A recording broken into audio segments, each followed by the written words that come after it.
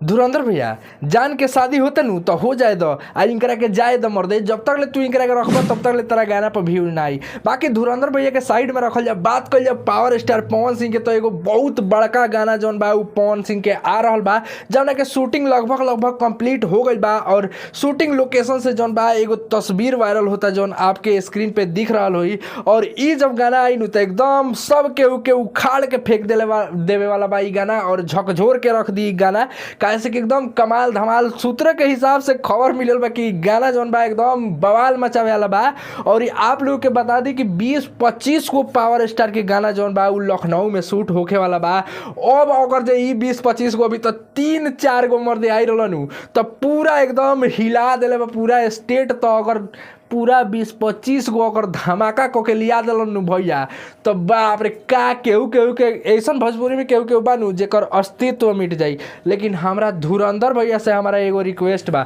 जौना हिसाब से हमार धुरंधर भैया एक चलत रहनु लागत है कि धुरंधर भैया कुछ दिन के बाद हैंग हो जाइन। तो यही से हम धुरंधर भैया से एगो रिक्वेस्ट करे वाला ई बनी कि हमार धुरंधर भैया जौन हो जान के शादी करावत रहनु जल्दी से इनकर शादी करा के भेज दो कैसे कि जब तक ले तू इनकर साथे काम करब हई एगो बाड़ी है आंटी जी इनका साथे जब तक ले काम करबा मर दे तार उहे हाल रही। देखल दूसरा कोनो के साथे जखन माही मनीषा के साथे काम कइल भले गाना कैसन को रहे ठीक बानू कोनो गाना रहे हिंकर रहे चाहे हुंकर रहे लेकिन माही मनीषा के साथे काम कइल तो 8 मिलियन व्यू आइल कि ना। आ उहे आंटी जी के साथे काम कइल तो केगा तारा एड लगा के आ पुश करे के पड़ल। तो हमार कहे के मतलब एज ए फैन हमारे कहे के मतलब ये बाकी हीरोइन चेंज कर कैसे कि फिट नइखे होत ये जान के शादी हो जाए तो आजे भर रहे तो चल जाएगा इनका के ठीक बा आ दोसर जान के लिया वो एकदम मजा करो। लेकिन बाकी यहाँ पे जो ये पोस्टर वायरल हो रहा है इस पे आप लोगों का क्या कहना है क्योंकि ये जो गाना बा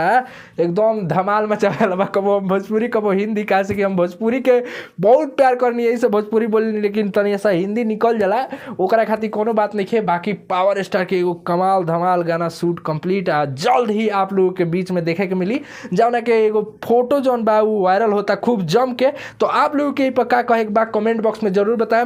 और ये वीडियो कैसा लगल पावर स्टार के फैन बनी तो कमेंट करके एकदम भैया सपोर्ट करलो तनी। इंस्टाग्राम पे फॉलो कर लियो डिस्क्रिप्शन में भी लिंक बा नीचे यहाँ पे मेंशन भी कर देम तो फॉलो कर लो। बात जब जे कोई भी क्वेश्चन पूछी सवाल पूछी इंस्टाग्राम पर रिप्लाई मिली। बाकी जौन बात थोड़ा सा सपोर्ट कर लो अपना भाई के दबा के वीडियो के शेयर कर लो। हम मिलते नहीं अगला वीडियो में।